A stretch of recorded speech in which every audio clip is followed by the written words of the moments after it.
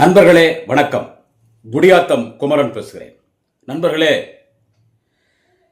நமது மாண்புமிகு தமிழக முதல்வர், தேச தலைவர், அன்பு தலைவர், 2026 தமிழக முதல்வராக பொறுப்பேற்கக்கூடிய மக்களின் முதல்வர், அன்பு தலைவர் தளபதி மு.க. ஸ்டாலின் அவர்கள், நமது தலைவர் அவர்கள் மாணவர்களுக்கு தரமான லேப்டாப் வழங்கிக் கொண்டிருக்கிறார்.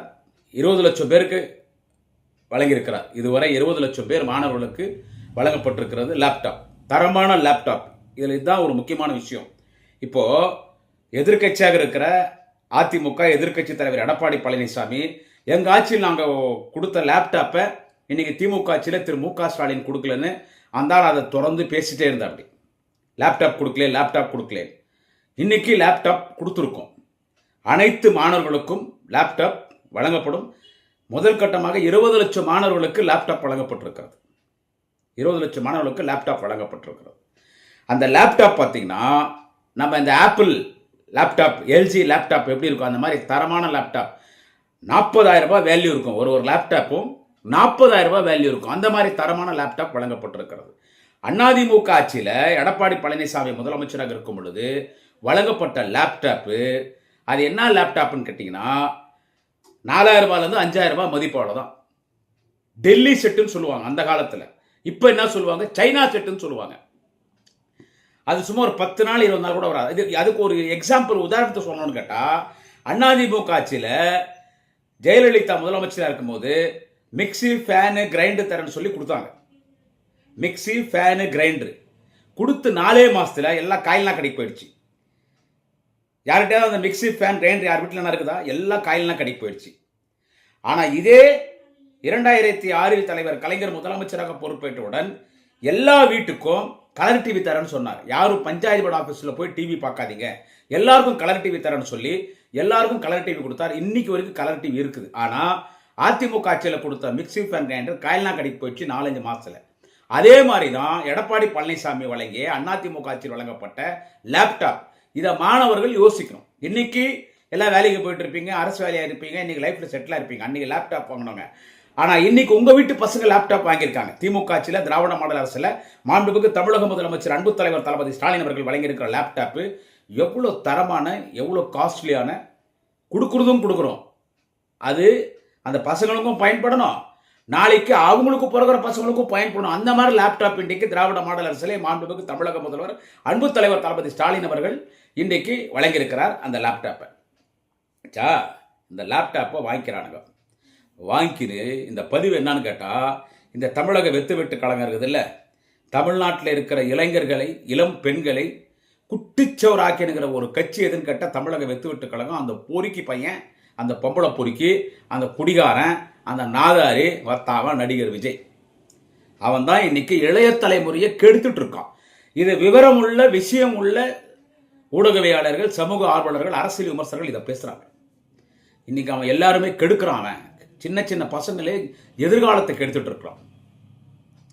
இந்த லேப்டாப்பை கொடுக்கிறது திராவிட மாடல் அரசில் முதலமைச்சர் தலைவர் தளபதி ஸ்டாலின். இன்னொன்னும் தெளிவாக சொல்லிடுறேன், மக்கள் வரி பணத்தில் தான் இந்த லேப்டாப் மக்களுக்கு திருப்பி கொடுக்குது. அரசாங்கத்தின் சார்பில் எந்த நலத்திட்டங்களாக இருக்கட்டும், இப்பொழுது பொங்கல் பரிசு தொகை 3,000 இருந்தால் கூட உங்கள் வரி பணம் தான், அது உங்களுக்கு கொடுக்குது. புதுமை பெண் திட்டத்தின் மூலமா மாசம் 1,000 ரூபாய், அது உங்க வரி பணம் தான். தமிழ் புலன் திட்டத்தில் மாணவர்களுக்கு 1,000 ரூபாய், அது உங்க வரி பணம் தான். அதே மாதிரி குடும்ப தலைவர்களுக்கு 1000 மகளிர் உரிமை திட்டம், அந்த குடும்ப பெண்களுக்கு 1000 ரூபாய் தராங்கல்ல, அதுவும் உங்க வரி பணம் தான். எதுவுமே திமுக அறக்கட்டளையோ முதலமைச்சர் வீட்டு பணமோ அமைச்சர் வீட்டு பணமோ கிடையாது. இதை நான் தெளிவாக சொல்லிடுறேன். நலத்திட்டங்களை மக்களுக்கு எப்படி அரசாங்கத்துக்கு நஷ்டம் ஏற்பட்டாலும் மக்களுக்கு நலத்திட்டங்களை கொடுத்துட்டு இருக்கார். இந்த மாதிரி தான் இந்த லேப்டாப். இதை இந்த நடிகர் விஜய் கட்சியில் இருக்கிற தற்கூறிக்கிறாங்கல்ல, இவனுங்க என்ன பண்ணுறாங்கன்னு கேட்டால், சோசியல் மீடியாவில், வாட்ஸ்அப்பில், ஃபேஸ்புக்கில், இன்ஸ்டாகிராமில், டெலிகிராமில், ட்விட்டரில், அந்த வாட்ஸ்அப்பில் பார்த்தீங்கன்னா இப்போ அரசாங்கத்தினுடைய யாராக இருந்தாலும், யாராக எந்த ஆட்சி வந்தாலும் அரசாங்கத்தின் சார்பில் ஒரு திட்டம் என்று சொன்னால் அதில் முதலமைச்சர் படம் இருக்கும், தமிழ்நாடு அரசு சிம்பிள் இருக்கும். அந்த வகையில் இன்னைக்கு திராவிட மாடல் அரசில் முதலமைச்சர் தலைவர் தளபதி அவர்கள் வழங்குகிற அந்த மடிக்கணனி, அந்த லேப்டாப்பில் முதலமைச்சருடைய சிம்பிள் இருக்கு. இது என்ன பண்ணுறான் இந்த விஜய் கட்சிக்காரன், அதை வந்து இந்த பெட்ரோல் போட்டு காட்டுறான் எப்படி அழிக்கிறதுன்னு, முதலமைச்சர் படத்தை அழிக்கிறதுன்னு காட்டுறான். பெட்ரோல் போட்டு அழிக்கிறதான், அது மாதிரி ரத்தனால அது என்ன ஒரு கெமிக்கல்ஸு, அதை போட்டு அடிச்சுட்டு அதில் விஜய் படம் ஒட்டிக்கிறதான், ஒட்டி காட்டுறான்.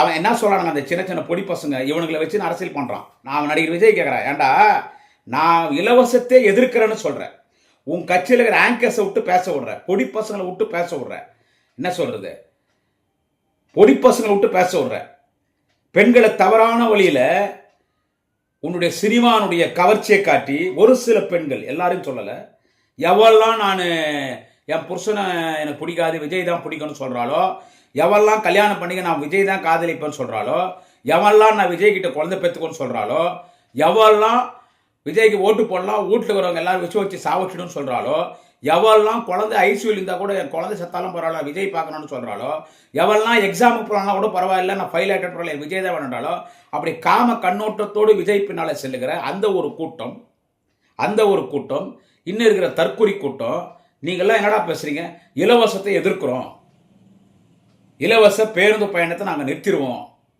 நாங்கள் ஆட்சிக்கு வந்து யார் மாலை விஜய் ஆட்சிக்கு வரதான் வார்த்தா, விஜய் ஆட்சிக்கு வந்தால் நாங்கள் வந்து நிறுத்திடுவோம் இலவச பேருந்து பயணத்தை, எங்களுக்கு இந்த மாதம் 1000 ரூபாய் புதுமை பெண் திட்டத்தின் மூலமாக எங்களுக்கு வேணாம், தமிழ் புதுமை திட்டத்தில் 1000 ரூபாய் எங்களுக்கு வேணாம், எங்களுக்கு இந்த மாதம் 1000 ரூபாய் கொடுக்குறீங்களே நியாய விலை கடையில் எங்களுக்கு அது வேணாம், எங்களுக்கு பொங்கல் உரிமை தொகை உங்கள்கிட்ட 3000 யார் கேட்டாங்கோ, உங்கள்கிட்ட லேப்டாப் யார் கேட்டாங்கோ, இலவசத்தை எதிர்க்கிறோன்னு சொல்கிறாங்களே, இந்த பொறுக்கி பசங்க தான் முதல்ல போய் இலவசத்தை வாங்குறானுங்க.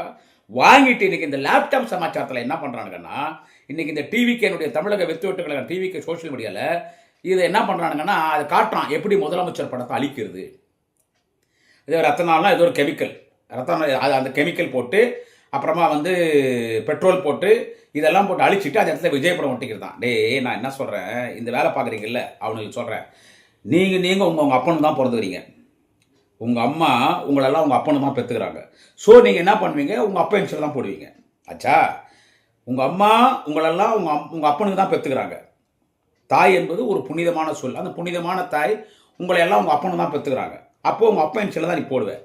நீ உங்கள் அப்பா இன்சியில் போடாத, எவன்லாம் லேப்டாப்பில் முதலமைச்சர் தலைவர் தளபதி அன்பு தலைவர் தளபதி ஸ்டாலினோட படத்தை அழிச்சிட்டு அவங்க அம்மா நான் விஜய் படத்தை ஒட்டுறீங்கல்ல, அவங்களுக்கு கேட்குறேன், என்ன சொல்கிறது, அவங்களுக்கு கேட்குறேன், இப்போது நீ உங்கள் அப்பா இன்சில் தானே போடுவேன், உங்கள் அப்பா இன்சியில் போடாத, நீ இல்லை நான் எங்கள் அப்பனுக்கு பிறக்கல, நான் எதிர்வீட்டுக்காரன் தான் பிறந்தேன், நான் பக்கத்து வீட்டுக்காரனுக்கு பிறந்தேன், நான் விருந்தாளிக்கு பிறந்தேன், நான் அவன் இன்சில் தான் போடுவேன், நான் எங்கள் அப்பா இன்சில் போட மாட்டேன்னு உங்கள் அப்பா இன்சில் போடாத, பக்கத்து வீட்டுக்கார இன்சிலாக போடுவேன், உங்கள் அப்பா இன்சில் தானே போடு. அப்போ நீ பக்கத்து வீட்டுக்கார இன்சில் போடுறேன்னா அப்போ நீ உங்கள் அப்பனுக்கு பிறக்கல, அப்போ நீ பக்கத்து வீட்டுக்காரனுக்கு பிறந்துக்கிற.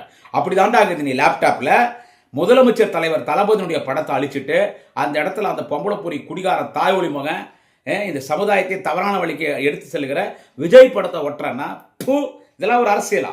இதெல்லாம் யார் பண்ணுறதுன்னா இவனுக்கு விஜய் கட்சிக்காரங்க இந்த பசங்களை விட்டு பண்ண சொல்கிறானுங்க. இதில் இன்னொன்று, இவனுக்கு எதிர்த்தாலும் திமுக, அவன் தமிழக வெத்து வெட்டுக்களை கட்சியில் இருக்கிறவன் பொண்டாட்டி அவன் பக்கத்தில் படுகலனா கூட அது காரணம் திமுக மாதிரி தெரியுது. ஆமாம், அப்படிதான் சொல்லுவா, வேற என்ன சொல்லுவா?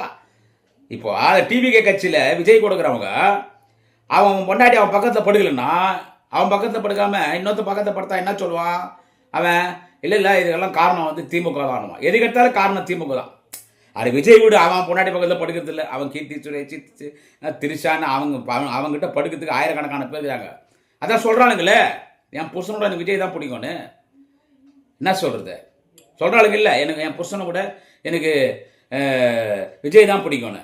அந்த மாதிரி எது எடுத்தாலும் இது காரணம் என்னன்னு கேட்டால் திமுக. இப்போ ஒன்றா இந்த ஜனநாயக படம், இன்றைக்கி ஜனநாயக படம் அந்த ரிலீஸு சென்சார் போர்ட் பிரச்சனை, இன்றைக்கி பராசக்தி ரிலீஸ் ஆயிடுச்சு. அதை என்ன பண்ணுறானுங்க சோஷியல் மீடியாவில்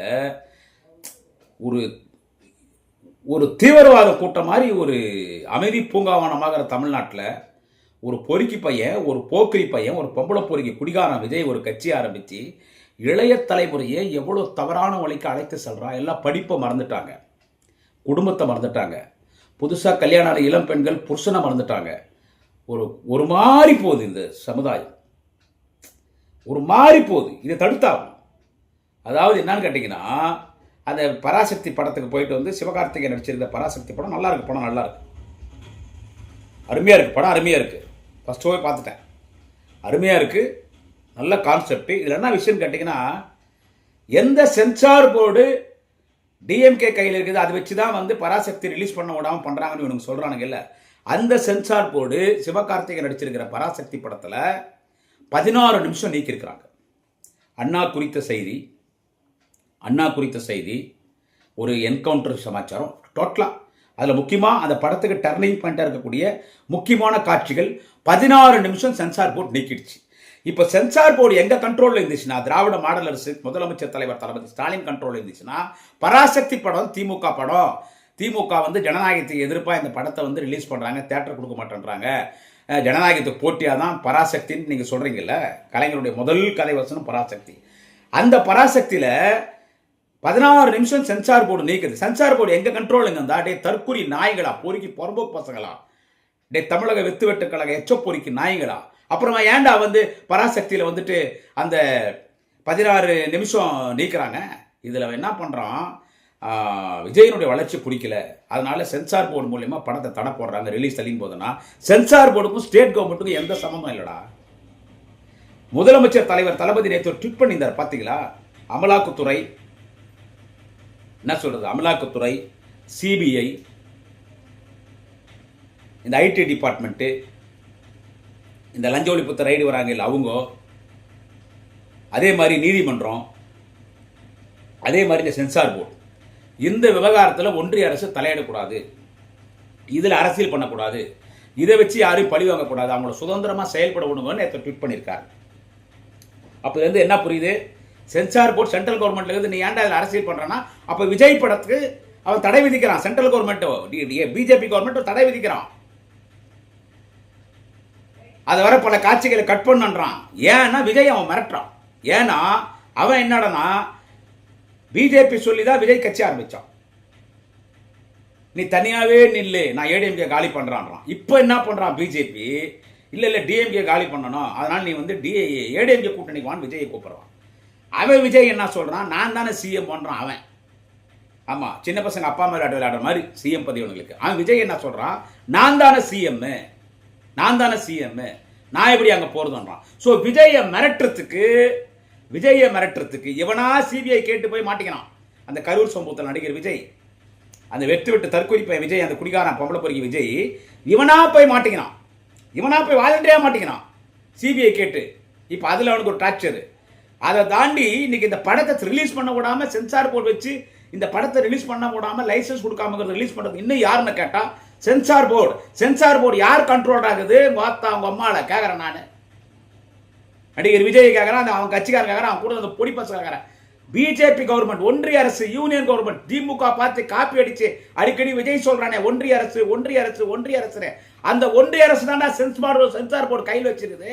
அவனை போய் கேளுங்கடா. இன்னைக்கு என்ன இந்த ஜனநாயகத்தை பண்ற தூக்கி வச்சாரு. அன்னைக்கு ஜெயலலிதா ஆப்போசிச்சே, அப்ப எங்கடா போன நீ விஜய், நடிகர் விஜய், அப்ப எங்கடா போனே ஜெயலலிதா? இதே பிரச்சனை தான்.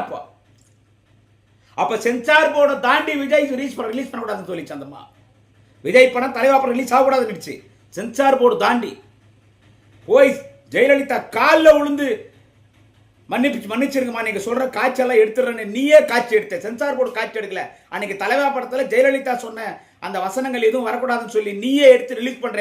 அப்ப என்னடா வச்சிருந்த வாயில விஜய்? இப்ப திமுக கிட்ட வர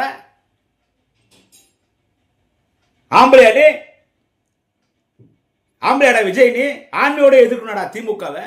உங்க பசங்க விட்டு லேப்டாப்ல முதலமைச்சர் தலைவர் பதவியை அழிச்சுட்டு அந்த இடத்துல உன் படம் விட்டு நீ முதலமைச்சர் பார்த்தா நீ வார்டு மெம்பர் கூட வர மாட்டேன். நான் விஜயை கேட்கறேன், உன்னையும் கேட்கறேன். உங்க அப்பா சந்திரசேகர், உங்க அப்பா இன்சில் தானே நீ போடுவேன்? நடிகர் விஜய், உங்க அப்பா இன்சில் தானே நீ போடுவ? பக்கத்துல இருக்கிற இன்சில போடுவேன். உங்க அப்பனுக்கு தானே நீ பிறந்துற. நீ பக்கத்துல இருக்கிற இன்சில் போட்டா அப்ப என்ன அதுக்கு அர்த்தம்? அந்த மாதிரிலாம் இருக்குது. எங்க ஆட்சியில, மக்களின் ஆட்சி, திமுக ஆட்சியில, திராவிட மாடல் அரசுல இன்னைக்கு தலைவர் தளபதி கொடுக்குற கம்ப்யூட்டர்ல முதலமைச்சர் படத்தை அந்த பசங்களை விட்டு கெமிக்கலை போட்டு, பெட்ரோலை போட்டு, ஏதோ ஆசிடை போட்டு அழிச்சிட்டு அந்த இடத்துல உன் படத்தை விட்டுறிய போடா புறம்போக்கு பையா. டே விஜய், உங்க அப்பன் சந்திரசேகர், உங்க அப்பா இன்சில போடு, பக்கத்துல இருக்கார இன்சில போடாத. நன்றி, வணக்கம். நாளை இன்னொரு பதிவில் சந்திக்கிறேன். குடியாத்தம் குமரன்.